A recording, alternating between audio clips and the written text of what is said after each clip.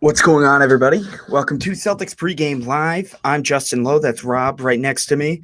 And we're getting you guys set right up until the tip. Celtics Nuggets game 2 of the Celtics Summer League circuit. This is the second of 4 games. The Celtics coming in to this game sitting at 1-0 undefeated. Their last game was a win 85-83 over the Atlanta Hawks. Then for the Denver Nuggets, they're coming into this game 0-1. They had lost their game on Sunday to the Miami Heat, 97-77. We say this every time, whether it be an introduction to our podcast or show. Make sure you guys go follow us on our social medias, Instagram as well as TikTok at the Celtics Talk Weekly. You can go check us out on our website. Actually, Rob just posted a really, really good article about his early predictions for the standings. That is the CelticsTalkWeekly.com. And then obviously we are a podcast, Apple and Spotify, coming soon to YouTube, but Apple and Spotify, the Celtics Talk Weekly podcast. Rob, how are you doing today? We finally have Celtics basketball. I'm excited. I can't wait to see the Boston Celtics back at it again. Game 2, big a little big matchup here with Bol in Denver. So I think it's gonna be an exciting one, and I can't wait to watch them seize. Speaking of Bol, he adds some size for the Nuggets. Something the Celtics Summer League team lacks is size. Our biggest guy being 6'10". We do add a 6'9" forward into the lineup. He will wear the number 55. It's Bruno Fernando, who was acquired in the trade with the Atlanta Hawks for Tristan Thompson, as well as Chris Dunn coming in with him. What does that mean for the Celtics to be adding Bruno Fernando? It's going to be very, very interesting because Fernando, as of right now, is on the roster. Yeah, so it gives the Celtics a little idea of what they're getting out of this guy. He's not guaranteed a spot. He may get released and he may get traded. So it's a time for Fernando to kind of show he's got something, he can contribute something to this team.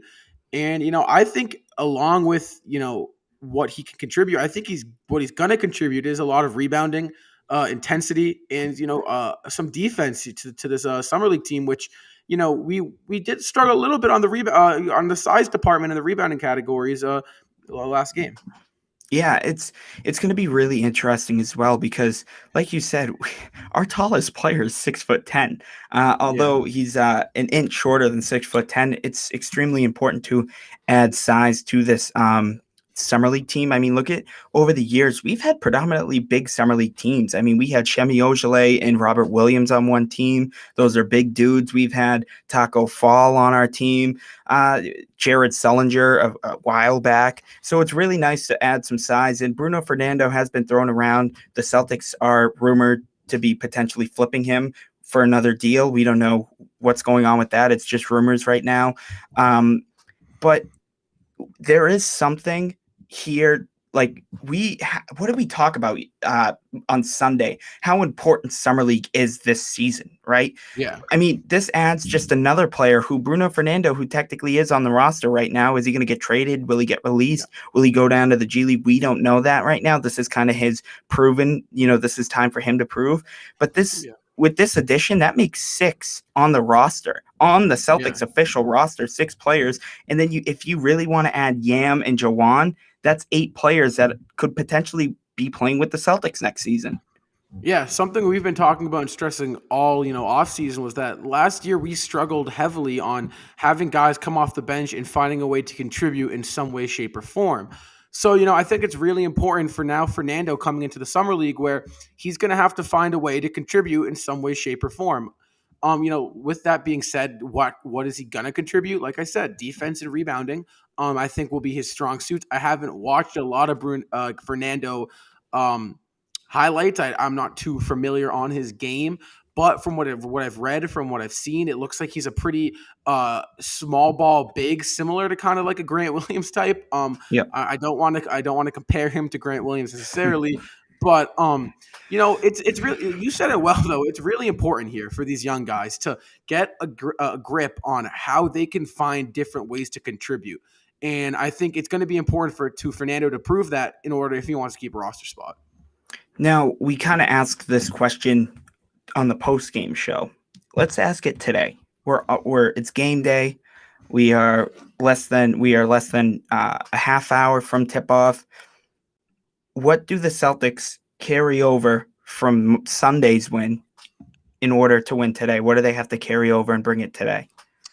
I think it's the defense. We only let up, what was it, 83 points Hmm. against a Hawks team that had a couple good scores in Sharif Cooper. So I think it's really important to just stay strapped down on defense, especially with we haven't really seen a lot of good Celtics defense recently in the past year. So I definitely say the defense has to carry over. And we talked about this in the pregame show. It's interesting how this summer league team is showed us great defense in the first game, because if we look at how the official roster is constructed, there's a lot of defensive people from the starting lineup, from Marcus Smart and Jay Rich to down even to the potential bench warmers like Romeo Langford, Chris Dunn, uh, Aaron Neesmith. So how important is it for the Celtics to really show how good they can be defensively this summer league? Again, not only are they fighting for a roster spot, but these guys are also fighting for a rotation. How big is that to show what they can do on the defensive end? It's super big. It's pretty clear Brad has, gone a certain direction here with the style of play the Boston Celtics are going to be next season. We're going to be a grit and grind defensive based team where majority of the scoring is coming through the two Jalen and Yep. Jason. So, it's important. Like I said, when you watch these games, it's all about whether or not these guys can find a way to contribute and add a positive effect on the game.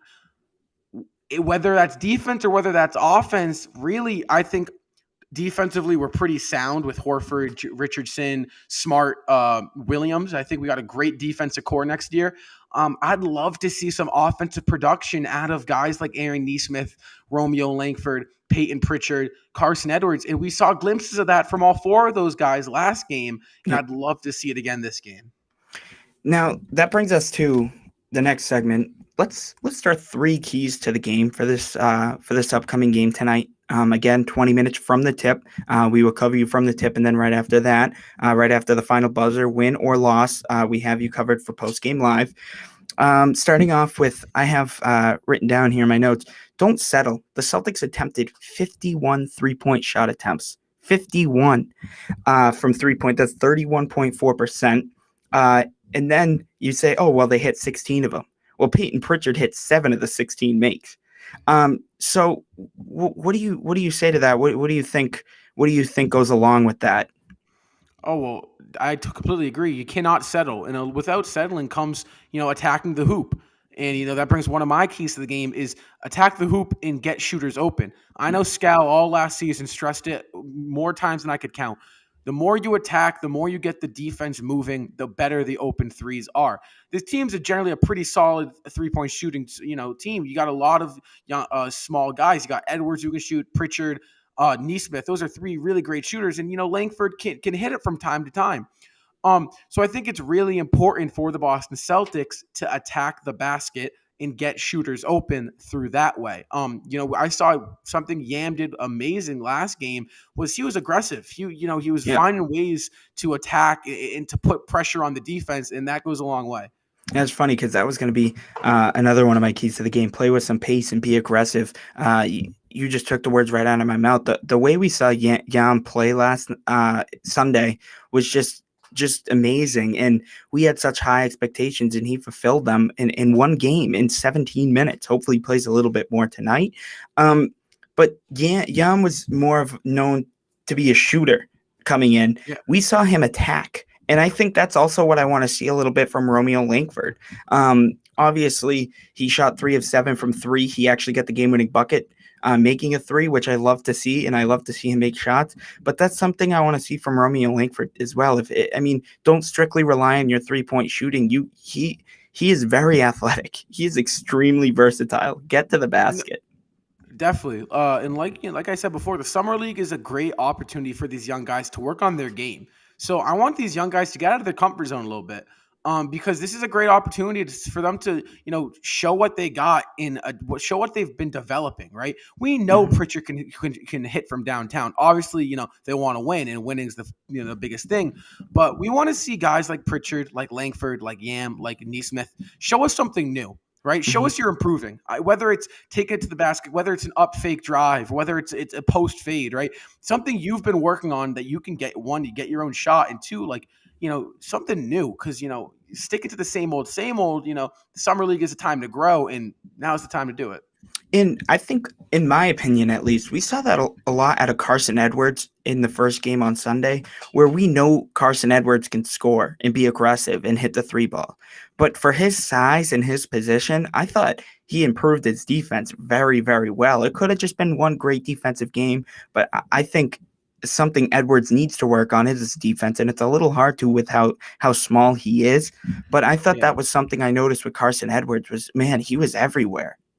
Yeah, and like we said, it's that's what Edwards got to do. His time with Boston we don't know how long it's going to last. So it's just about making a difference. It's about when you go into the game, your presence has to be felt. Something we never did last season, and I love seeing it out of Carson Edwards, and I hope I see it out of him again tonight. Now we're about halfway through this show. We've talked a lot about this game. Um, we've had a pretty busy day for the Celtics news at least. Dennis Schroeder has been offered a contract by Boston. Yeah. I believe it was, yes, $5.9 million by the Celtics, a 1-year deal. Schroeder wants a deal, but he wants it reversed. He wants 9.5 million as reported. Either way, I think that's a steal for Dennis Schroeder for 1 year, where he was rumored to be offered. What was it? Was it 88 million, 84 million? 84 over 4, Yeah. yeah. Now, I don't think people understand. First and foremost, the Celtics need a playmaker. They need a guard. They don't have a guard, right? Again, we do. We have Edwards and Pritchard, but a big problem last season was we couldn't get away with relying on those guys, and we certainly, with teams building around, we can't rely on them once again. I think Yeah. Dennis Schroeder is a huge steal for potentially 5.9 million, even if it's just for a year. That's a steal. If I'm Brad Stevens, I'm offering him the 9.5 mid-level exception as soon as possible, and I'm locking Dennis Schroeder in. Because what Schroeder brings is exactly what the Boston Celtics have been looking for at point guard now. He's a guy that can knock down the three ball if necessary. Not the best 3-point shooter, but he's a streaky shooter, and if he gets hot, he can get hot. He plays a phenomenal defense, right? Yeah. He play makes and he attacks the rim at such a high level, which Boston did not have a lot of last year. Getting Schroeder elevates you to that next level that we've been talking about. Not necessarily a title contender, but you can make a real run at an Eastern Conference Finals appearance and, go deep into the playoffs with a guy like Schroeder. He brings you everything you need at point guard. And for $9.5 million over 1 year, think about it. If he gives us exactly what we're looking for, we can lock him up for 3 more years. So, Yeah. you got to get Dennis Schroeder in green. And if I'm Brad Stevens, that's my biggest thing. And Schroeder's been known to be a very vocal and emotional person. I haven't heard He's anything got the negative. dog mentality like Marcus Yeah. Smart. Yeah. And you pair that up with Smart, and as well as Josh Richardson, who is also known to be a very vocal, defensive-minded person. Those three, I mean, I'm not saying you start all three, but Schroeder, Richardson, and Smart in one lineup, just intensity-wise, they're going to get in your head, and that's going to be something difficult for other teams, no matter how good or bad their rosters are. Yeah. Like I said, Dennis Schroeder, man, is he worth a 4-year, $84 million contract extension? Probably not. I wouldn't say so. But at the same time, if a guy like Evan Fournier is making $79 million, right, almost 20 a year, I'd pay Schroeder in the same category as Evan Fournier, right? I'd honestly maybe take him over Fournier. He plays phenomenal defense. He play makes at a very high level. He attacks the rim, and he can shoot if we need him to shoot. He's a great starting point guard on a championship team. And I think getting Dennis Schroeder in Boston would solidify Brad Stevens as one of the best offseasons the Boston Celtics have had in many years. And you know why I say that? Because, we've signed some, good names, traded for Kyrie Irving, although that didn't work out too hot. But, we've had some decent off seasons. And the reason I say this is because guess what he did? Guess what this signing does? It builds around Jalen and Jason, and it would have put a perfect team around them for them to make a real run at the NBA Finals. I think people are going to sit here and say, what are these guys saying? But notice that and we've pointed this out during the free agent no, actually, we pointed this out on our last podcast episode. Notice how, although it was great to have these star players like Hayward and Isaiah Thomas and Kyrie Irving, it just didn't work out. Unfortunately, it didn't work out, right? But now, where Tatum and Brown are our star players, let's build around them. Let's build around them, getting guys like Richardson and Schroeder, as well as even Chris Dunn, who you might potentially be able to flip and get at least something in value. Yeah. Well, I like Dunn. I'm just saying. Yeah. Although it'd be nice to have a third star in there like a Lillard or a Kawhi Leonard or a Bradley Beal, I just don't think that's what the Celtics need to get them over the hump. I think building a solid rotation, because I've said this and you've said this and Ian's have said this, even off camera, we've even talked about it. We've gotten into emotional conversations about it and debates. We really have. Outside, if you don't have anybody outside your starting five, just like last year, you're not going to get anywhere. You're not going to get anywhere. You need to have players beyond the big three, or else you're not going to win anything. Yeah. You're not going to. And I think last year that was Brooklyn's tough thing. Despite their injuries, they didn't have a solid bench outside of Jeff Green and in that Mike James that caught fire later on. They didn't have much of a bench depth. So if you look at the Eastern Conference, there's one thing that kind of trends with all these teams right now. They don't have a lot of depth, right? Chicago does not have a lot of depth outside their starting five. Mm-hmm. The Brooklyn Nets do not have a lot of – they got Patty Mills now, but that's really the only depth they have outside their five. Miami's got some decent depth. They're on their older side, so I'm interested to see how they work out. The Sixers, they got to deal with Ben Simmons. So one thing that Brad Stevens with this Schroeder signing, what it does, right? It does two things. It solidifies us as probably the best defensive team in the league. With a starting lineup of Schroeder, Richardson, Brown, Tatum, and Williams, 1 through 5 can guard almost you can play that switch defense that, I don't know what Emi likes, but Brad loved that. Emi's he's known for defense. Yeah, that's what Emi's known for, as well as this Joe guy in Summer League. So if you look at last year Boston Celtics, we were awful on defense. Atrocious. Awful. Awful. And Brad Stevens came into this offseason, and even if we don't get Schroeder, he's fixed it.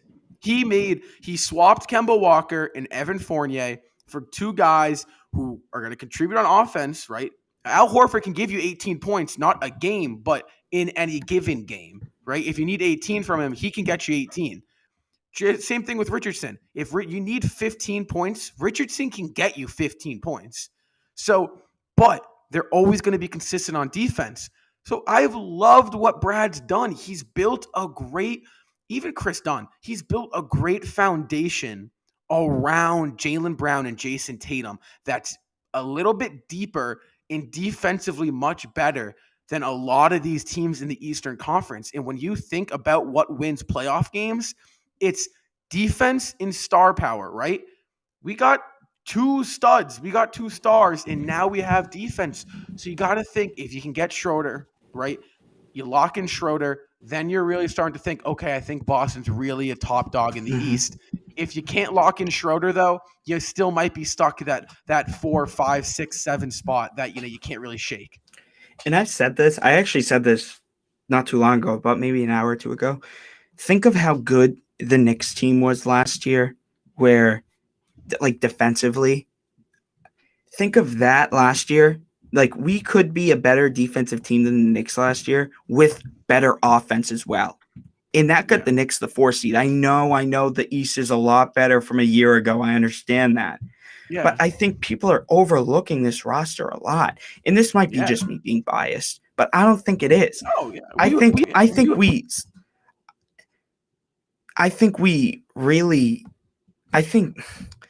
we could be a top 5 team in the East. If you read articles and watch shows, they don't see the Celtics might not even getting out of the play-in tournament between 7 and 10 seeds. I don't think that's the case. And you got to remember, last year not to throw the excuse game out. Your mic's muted. Not to throw out the excuse, but we we didn't have one healthy, not even first half. We didn't have one healthy game at all.